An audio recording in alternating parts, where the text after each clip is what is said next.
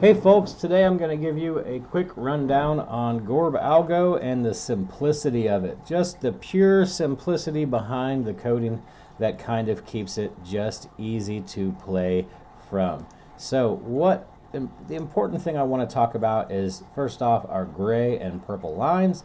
Our gray lines are long trend indicators, okay? So as long as the line is gray, all right, as long as the line is gray and as long as you see these gray colors below match up, that is a hold until it, guess what, changes purple. Purple is our short side indicator. So as you can see here, right, if we're just watching first these two, and we'll talk about the DNA in a second here, if you're watching first these two, you have white lines all the way across as I drag, and then it starts to get a little thin. You see a gray.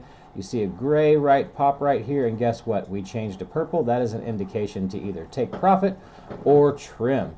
Inverse, when we're looking at purple lines, it's the same thing. Sometimes you can look, and if you see a darkening line, and then it starts to a darkening indicator down here for the trend, you can see it go gray and then a little bit kind of slight purple. When it goes slight purple, sometimes I do like to front load a little bit to try to capture more of that move, but I use this line so much solely just at looking at the exact color. There are some chop spots in here, of course. There's always going to be a little bit of that, but it catches a good portion of good moves. As you can see here, we went from 415.92 all the way to 412.57 before it counter trended itself, before it chopped a bit and then went up. So the important thing that I want to talk about is just I use these lines simply as take profit lines and lines to trim. So if I'm short right here, I come here, I see gray, I trim a bit, all right, and then as it continues to go, I continue to trim, and then we actually see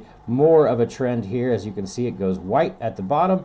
Our DNA crosses are very important for triggers. When you see purple cross purple, you're going to see more of a downtrend. When you see gray cross gray, you're going to see more of an uptrend. So here would be where I would exit all of my shorts again. I might not just go directly back into longs, that's okay.